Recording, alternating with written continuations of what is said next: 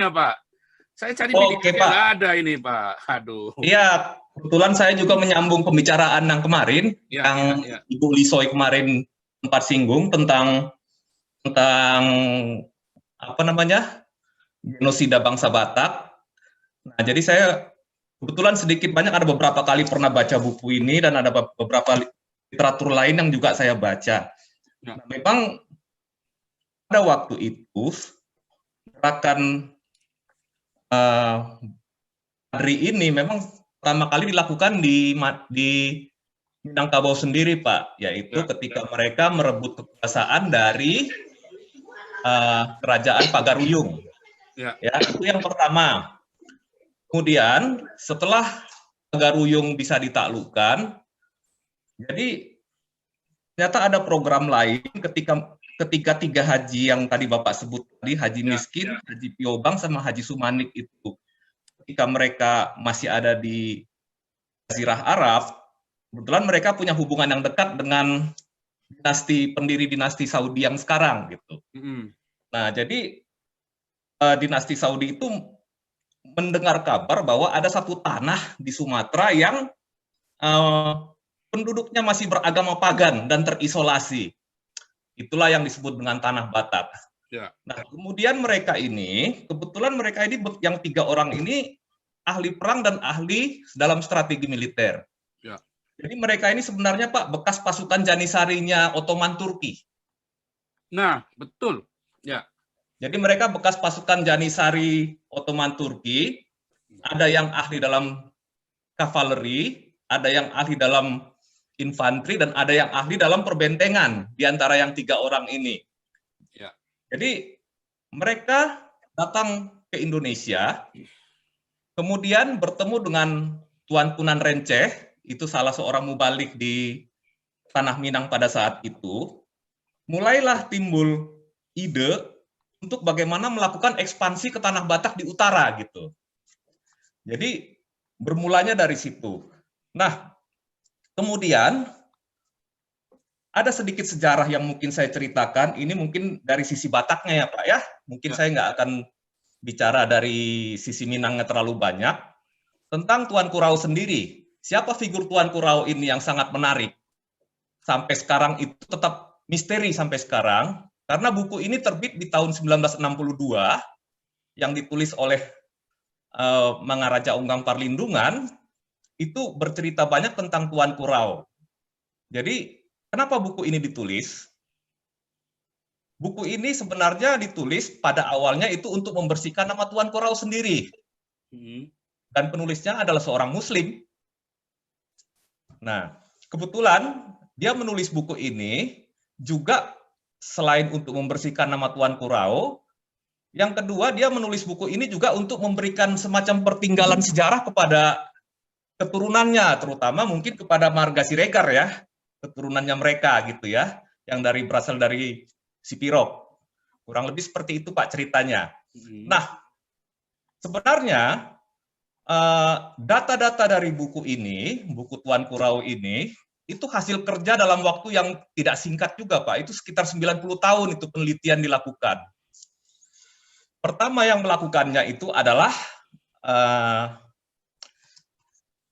salah seorang yang mendapat pendidikan dari orang Belanda pada saat itu, yaitu mungkin namanya itu mungkin sebagian teman-teman ada yang mengingatnya itu Willem Iskandar. Itu yang melakukan penelitian pertama dan mewawancara tokoh-tokoh yang terlibat pada saat Perang Padri tersebut. Kedua, Willem Iskandar itu mempunyai murid yang namanya Guru Batak. Guru Batak punya murid namanya Sultan Martua Raja Siregar yang ada di Pematang Siantar yang sempat menjadi kepala sekolah SGA di situ. Kemudian mereka itu, Sultan Martua Raja ini melakukan penelitian sejarah bersama-sama dengan seorang Belanda yang bernama Portman. Jadi Portman ini seorang kontroleur atau peneliti sosial budaya Belanda yang ditempatkan berpindah-pindah di Nusantara pada saat itu atau di Hindia Belanda. Pertama dia ditempatkan di Semarang, dia mengumpulkan cukup banyak data dari Kelenteng Sampokong, Terutama nanti satu waktu nanti kita mungkin bisa diskusi Pak soal ini, Jinbun dan Nah, 9 wali itu dari Sampokong sebenarnya data-datanya. Kemudian juga dia sempat tinggal di Portman ini di Singkil. Di Singkil itu perbatasan antara Sumatera Utara dengan Aceh. Kemudian dia tinggal di Tanah Batak ketika Sultan Martuaraja masih menjadi kepala sekolah sebelum jadi kepala sekolah di Pematang Siantar. Mereka mengumpulkan berkas-berkas yang sudah berusia 90 tahun gitu. Tetapi berkas-berkas ini ketika Portman kembali ke Belanda, berkas-berkas ini disimpan oleh Sultan Martuaraja. Kemudian dari berkas-berkas ini yang tersisa tinggal 10%, itulah yang disusun menjadi sebuah buku. Itu yang buku yang kemarin disebut oleh Ibu Lisoy kemarin, itu hanya dari 10% data yang tersisa dari penelitian mereka. Nah, jadi kalau kita bicara tentang sejarah Batak, memang saya sendiri melihat jarang sekali orang-orang Batak melakukan penelitian-penelitian atau riset tentang sejarah gitu ya. Kalau menulis buku-buku tentang budaya maupun adat itu cukup banyak, tetapi sejarah Batak itu memang jarang. Nah, buku ini sebenarnya syarat dengan banyak informasi sejarah Batak. Kalau misalkan bagi Anda yang punya, yang masih punya sisa dari tinggalan dari kakek nenek tahun 60-an, boleh dibaca dan dibuka. Banyak fakta-fakta sejarah yang tertulis di buku itu. Nah, mengenai Perang Padri sendiri, jadi ketika pasukan Bonjol ini bergerak ke Tanah Batak, mereka menggunakan panglima-panglimanya, pasukannya orang-orang Batak sendiri. Sebenarnya kebanyakan, tapi sebetulnya tokoh yang paling utama itu adalah Tuan Kurau. Siapakah Tuan Kurau ini? Tuan Kurau ini sendiri sebenarnya adalah keponakan dari Sisingamangaraja ke-10. Jadi Tuan Kurau ini itu sebenarnya, ya mohon maaf buat ini ya, buat mungkin ada beberapa orang marga Batak yang ada di Zoom ataupun yang nonton di YouTube, ini kita terpaksa harus buka mengenai sejarah tanpa pretensi apa-apa untuk membahas ini. Jadi memang ini hasil dari hubungan incest antara saudari perempuannya Tuan Kurau, Sisingamangaraja ke-10 dengan pamannya sendiri, saudaranya Sisingamangaraja ke-9. Jadi bagi masyarakat Batak, itu apabila terjadi anak dari hubungan satu marga, itu dianggap sebagai incest, Pak. Nah, apalagi ini terjadi di dinasti Sisingamangaraja yang pada saat itu berkuasa. Kita tahu Tanah Batak raja-raja banyak sebenarnya. Tapi raja yang dinasti yang paling lama berkuasa itu adalah dari Sisingamangaraja ke-10 yang merupakan keturunan dari si Raja Oloan. Mungkin kalau orang Batak mungkin ngerti silsilah ya. Itu sampai Sisingamangaraja ke-10 itu berjalan seperti biasa ya, kerajaan tradisional dengan agama kepercayaannya orang Batak, percaya kepada Simula Jadi Nabolon. Jadi sudah percaya dengan Tuhan yang Esa, yaitu yang disebut sebagai Debata Simula Jadi Nabolon. Jadi seperti itu kurang lebih struktur daripada kepercayaan masyarakat Batak pada saat itu. Nah, kemudian kelahiran Sipoki Nangol-Ngolan atau Tuan Kurau ini, gelarnya Tuan Kurau diberikan sesudah dia besar, itu kelahiran dia itu merupakan aib. Akhirnya ibu dan ayahnya yang sama-sama bermarga Sinambela itu dibuang ke daerah Singkil, ke daerah Aceh, perbatasan Aceh. Nah, kebetulan Sipoki Nangol-Ngolan dibawa oleh ayah dan ibunya ke sana, terus kemudian kembali ke Tanah Batak. Di Tanah Batak, ketika dia berumur 9 tahun, beberapa, kalau orang Batak bilang itu datu, ada 3 orang datu yang dipimpin oleh kayak semacam penasehat kerajaan, Datu Aman Tagor Mandulang itu mengatakan, anak ini kalau kamu tidak bunuh, satu waktu dia akan membunuh kamu. Itulah ceritanya. Jadi akhirnya mereka mendesak supaya Sisingamangaraja ke-10 segera menghabisi Sipoki Nangol-Ngolan atau Tuan Kurau ini. Tetapi bagaimanalah perasaan seorang paman terhadap keponakannya? Kalau disuruh membunuh keponakan sendiri, itu sudah pasti tidak akan tega dan tidak akan sampai hati. Sedangkan membunuh orang saja mungkin sulit gitu, apalagi membunuh keponakan yang masih punya hubungan darah sendiri dengan dirinya. Akhirnya disepakati untuk menyenangkan para penasehat spiritual ini, datu-datu yang ada di lingkup kerajaan dinasti Sisingamangaraja ini, akhirnya diputuskan bahwa Sipoki Nangol-Ngolan akan dibunuh dengan ditenggelamkan di Danau Toba. Diikat di kayu, nanti kayu ini akan diberi pemberat di bawahnya, kemudian akan ditenggelamkan. Nah, Singamangaraja ke-10 sepakat dengan keputusan yang diambil oleh para datu ini, kemudian diam-diam ternyata si Singamangaraja ke-10 tidak tega terhadap hal itu. Diam-diam dia memotong tali yang untuk mengikat keponakannya ini, tinggal dia sisakan sedikit. Kemudian diikatlah Sipoki Nangol-Ngolan ini di atas kayu tersebut dan dibawa ke Danau Toba dan ditenggelamkan di sana. Akhirnya rakit yang sudah diberi pemberat ini berjalan terbawa arus, masuklah ke pembuangan dari Danau Toba itu. Kalau bagi orang yang ditinggal di Sumatera tahu itu yang namanya Sungai Asahan. Terbawa oleh air, sampailah di Narumonda. Di Narumonda itu satu daerah di tepian Sungai Asahan. Dia dilihat oleh seorang yang ada di tepi sungai, seorang pedagang garam. Pedagang garam ini dari marga Marpaung. Kemudian diambil oleh pedagang garam ini. Kemudian dia berpikir, dia tanya, kamu siapa? Kemudian Sipoki Nangol-Ngolan menjelaskan siapa dia, bahwa dia adalah keponakan Sisingamangaraja. Sempat terpikir bagaimana untuk mengembalikan Sipoki Nangol-Ngolan ini kepada pamannya Sisingamangaraja ke-10. Tetapi kemudian itu diurungkan oleh Marpaung karena dia merasa kalau dikembalikan jangan-jangan anak ini nanti malah dibunuh atau saya malah dibunuh gitu. Akhirnya dengan salah satu karena dia juga takut ini kan sifatnya rahasia. Dia mengatakan bahwa dia mempunyai budak yang bernama Sipoki Nangol-Ngolan. Budak ini akhirnya dijual ke Sipirok kepada seorang pedagang kuda di sana.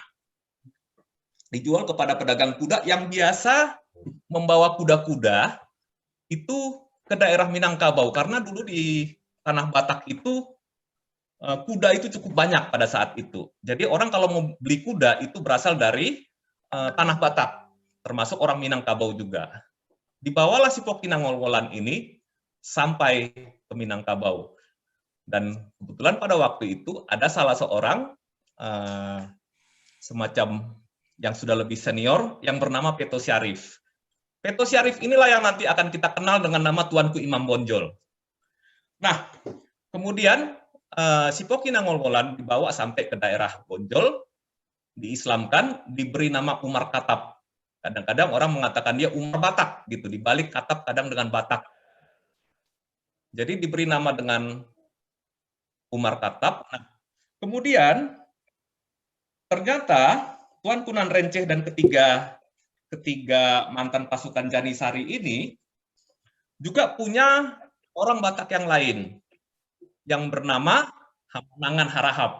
Nah, Hamonangan Harahap ini nantinya akan kita kenal sebagai Tuanku Tambusai, yang sekarang mungkin sudah dapat gelar pahlawan nasional juga dari daerah Riau. Nah, ketiga orang ini, Sipoki Nangol-Ngolan atau Tuanku Rao, Tuanku Imam Bonjol, Tuanku Tambusai, dididik oleh Haji Sumanik, Haji Miskin, dan Haji Piobang. Di bawah pengarahan dari Tuan Kunan Renceh. Kebetulan mereka membangun suatu kekuatan militer. Nah, yang pertama mungkin seperti yang dibilang Pastor Paul tadi, gerakan itu dimulai di Minangkabau sendiri dengan mengadakan perebutan kekuasaan dari keluarga kerajaan Pagaruyung. Kebetulan memang dari sisi ideologi mungkin sedikit berbeda ya, karena di Minangkabau itu Islam yang masuk pertama itu bukanlah aliran Wahabi atau Hambali, tetapi adalah Syiah gitu. Nah, ini mungkin menjadi salah satu motif untuk melakukan apa? Melakukan perebutan kekuasaan juga. Nah, kaum adat mungkin terdesak pada saat itu, mulailah dibuka komunikasi dengan pemerintah Hindia Belanda karena sudah terdesak. Ketika di Minangkabau sudah kekuasaan sudah mungkin didapatkan, timbullah rencana yang berikut. Ada beberapa tahap rencana untuk ekspansi ke tanah Batak Utara, gitu ya. Daerah yang pertama kali dimasuki itu adalah Mandailing. Jadi pasukan Padri itu menyerbu dari Bonjol, bergerak Mandailing, Penyabungan, Kota Nopan, tetapi tertahan di sekitar Kota Nopan oleh pasukan Batak yang dipimpin oleh Mamke Nasution. Tertahan di situ dan beberapa kali berusaha ditembus tidak bisa. Kemudian karena mereka ini memang ahli dalam strategi militer, mungkin kalau yang militer mengetahui gerakan melambung, akhirnya berusaha masuk ke tanah Batak bukan lagi melewati lewati Tanopan atau Penyabungan, tapi lewat dari daerah Riau terus ke atas ke Asahan, kemudian nanti memutar balik masuk ke daerah Porsea. Nah, akhirnya dia memutar balik, memukul dari belakang. Akhirnya Mampe Nasution itu bisa dikalahkan, pasukan Padri bisa maju terus sampai ke kota Sipirok. Nah, sampai di kota Sipirok, itu akhirnya seluruh kota Sipirok dan daerah Tapanuli Selatan sudah ditaklukkan. Ya mungkin seperti yang dikatakan dalam buku ini, saya tidak mengurangi atau melebihkan, ya hanya tinggal memilih mau masuk Islam atau harus mati gitu. Nah, situlah mulai Islamisasi di tanah Batak Selatan pada waktu itu, sehingga praktis tanah Batak Selatan sudah dikuasai oleh pasukan Padri. Dan pasukan Padri yang tadinya mungkin sekitar 70 atau 100 ribuan, dapat tambahan pasukan baru, rekrutmen baru sekitar 35.000 pasukan lagi dari orang-orang tanah Batak Selatan. Sebenarnya dari sejak awal pasukan Padri juga bukan hanya orang Minang, ada juga orang-orang Batak yang bergabung di dalamnya. Nah, 150.000 ini akhirnya bergerak menuju daerah kekuasaan Sisingamangaraja ke-10. Saya mungkin nggak akan ceritakan strategi perangnya satu persatu, karena itu mungkin akan terlalu panjang. Mungkin saya akan ceritakan inti dari ceritanya masing-masing. Ketika mereka menyerbu ke arah Bakara juga sulit, karena harus melewati beberapa daerah-daerah dengan pertahanan yang kuat, seperti Bahal Batu, Tangga Batu, kemudian masuk Balige. Nah itu sebetulnya sudah dipersiapkan oleh Sisingamangaraja 10 untuk bertahan. Tapi kembali lagi, seperti yang saya katakan tadi, bahwa pasukan Padri itu masuk lewat Asahan. Lewat Sungai Asahan mereka masuk lewat ke arah barat, memutar, kemudian nanti masuk lewat Porsea.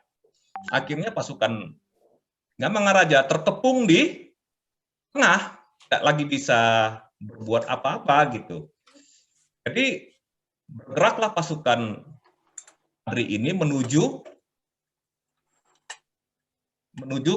daerahnya tanahnya Singamangaraja, yaitu di Muara gitu, menuju Muara. Nah kemudian akhirnya pasukan Padri ini menuju Muara, bertempur melawan Sisingamangaraja ke-10. Akhirnya Sisingamangaraja ke-10 kalah, kepalanya dipancung oleh Tenggar Siregar, salah seorang panglima Padri dari Sipirok, rekrutmen baru. Ya mungkin secara logika bisa dipahami karena waktu itu Sisingamangaraja ke-10 sudah berusia cukup tua ya, 60-70 tahun, harus melawan seorang yang masih berusia 20 tahun, Tenggar dan ahli dalam mainan pedang gitu. Akhirnya Singamangaraja ke-10 kalah dan ditaklukkan.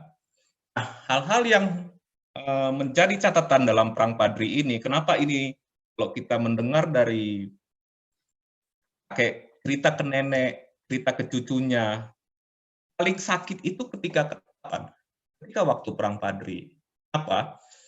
Di era Perang Padri itu tidak ada makanan. Semua beras dan lain-lain, akan mungkin orang bertani pada saat itu dalam situasi perang. Dan semua logistik juga diambil oleh pasukan Padri. Kemudian terjadi pemerkosaan massal. Wanita-wanita dinaikkan ke atas kuda, kemudian dibawa ke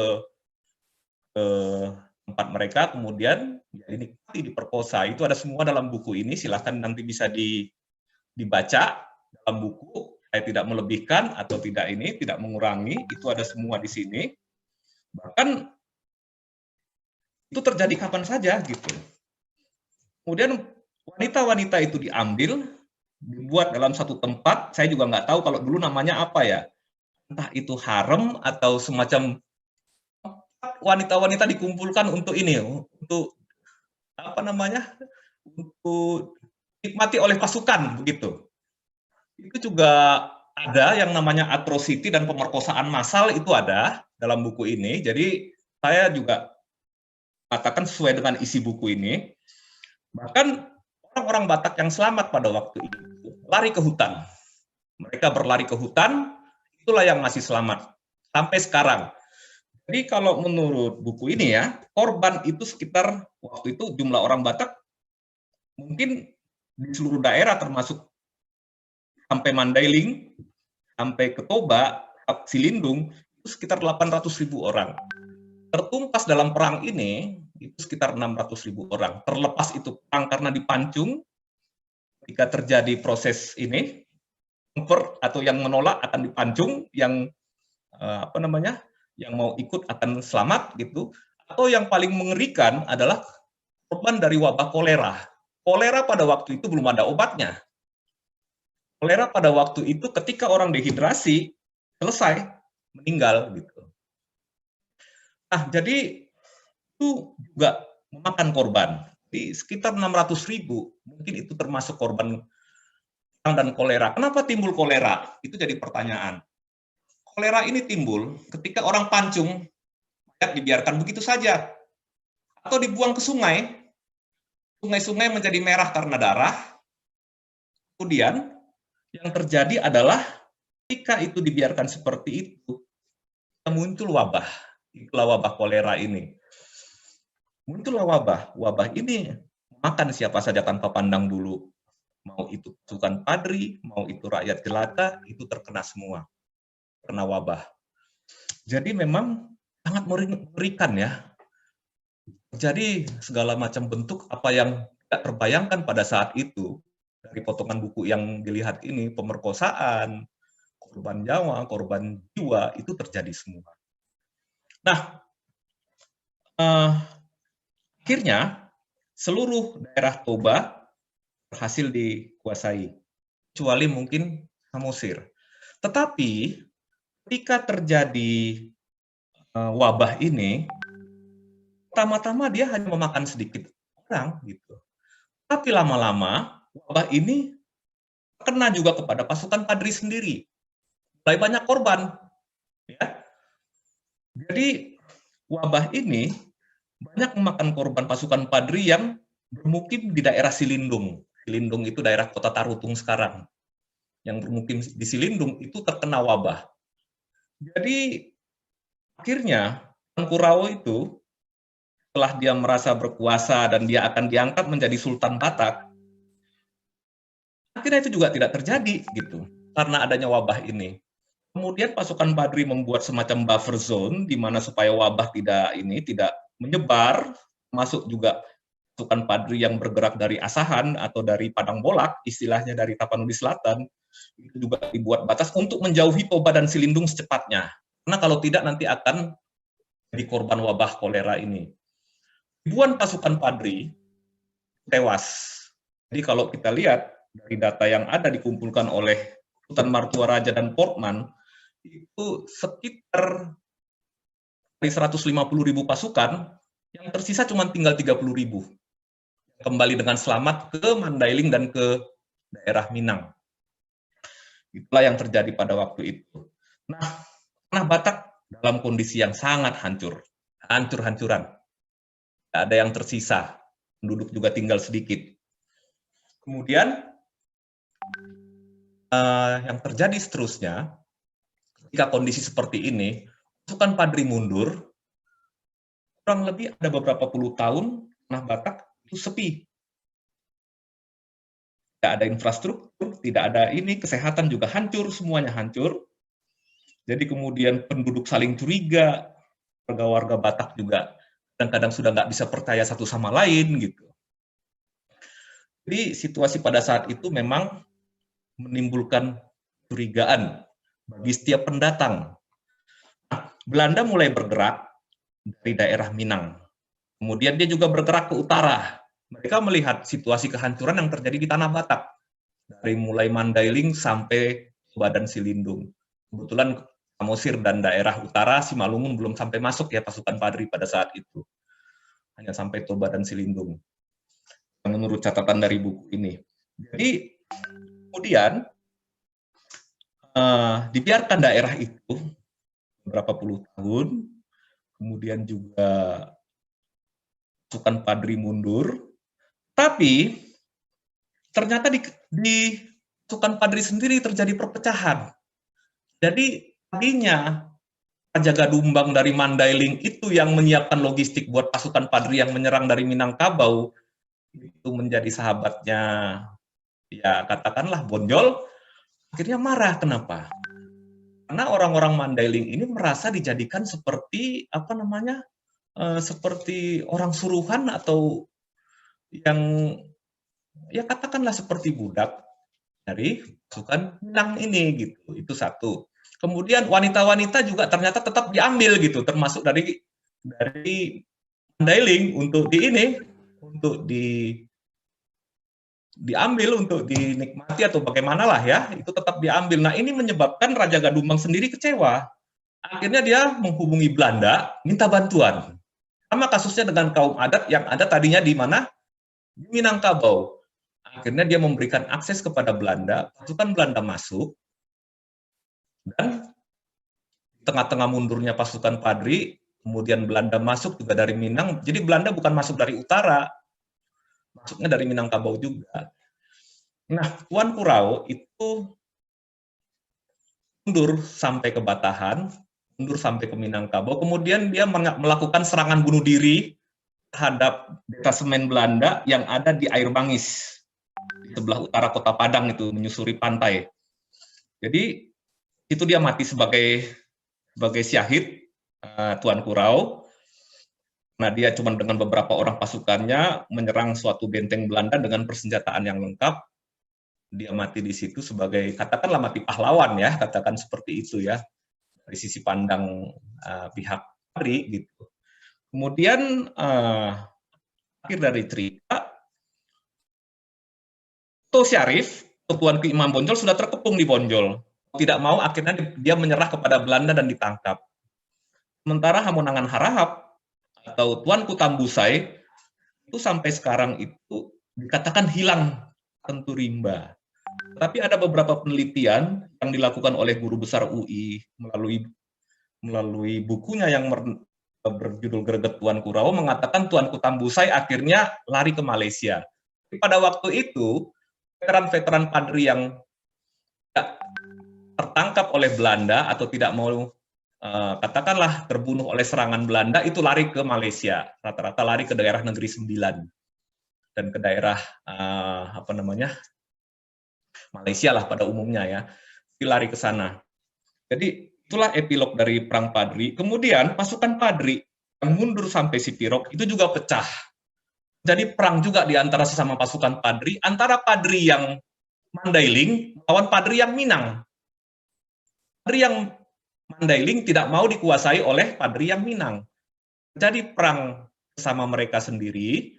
Kemudian apa namanya, Kulelo yang lebih condong ke Padri yang dari Minang itu ditumpas oleh pasukan Padri yang berasal dari Sipirok sendiri, yaitu Jatenggar Siregar, Jagorga Harahap, kemudian beberapa marga-marga yang ada di daerah Sipirok. Akhirnya mereka tumpas dan kalah, mundur kembali ke Minangkabau.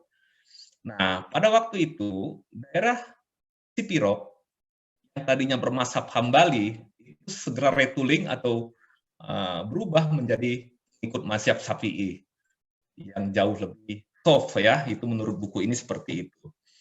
Nah, jadi kita tentang Perang Padri ini memang meninggalkan trauma bagi masyarakat Batak, bahkan sampai sekarang itu tetap tidak akan terlupakan. Jadi cerita dari turun-temurun, Tiki Dipidari katanya gitu.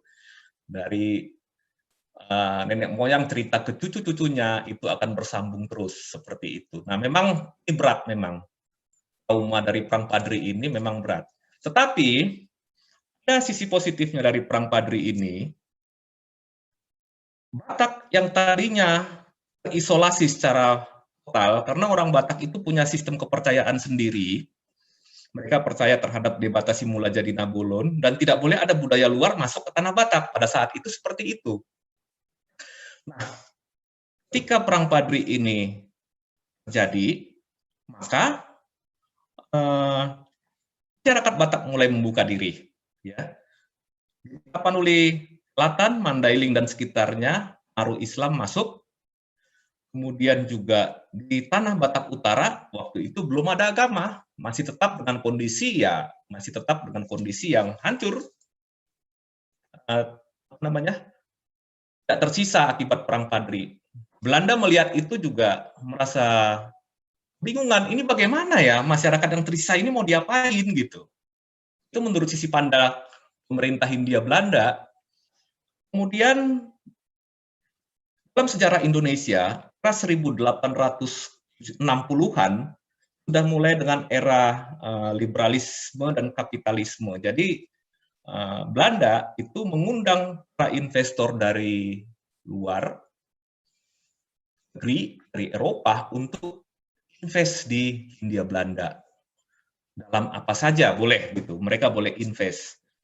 Nah, kebetulan Belanda juga berpikir kalau mau melakukan restrukturisasi terhadap tanah Batak, Belanda tidak punya dana. Belanda nggak punya dana sama sekali, jadi bagaimana ini caranya begitu? Jadi artinya saya tidak menyalahkan Belanda bahwa Belanda penjajah kejam, tidak. Belanda juga memikirkan bagaimana mengembalikan wilayah yang sudah hancur ini. Penduduknya hampir habis, tinggal tersisa 200.000. Ini harus diperbaiki. Minimal masyarakat ini harus dibangun. Jadi ketika terjadi era liberalisasi dan kapitalisme. Oke, kita stop dulu. Kita Ya, stop Pak. dulu yang Belanda. Nanti kita masuk, karena kita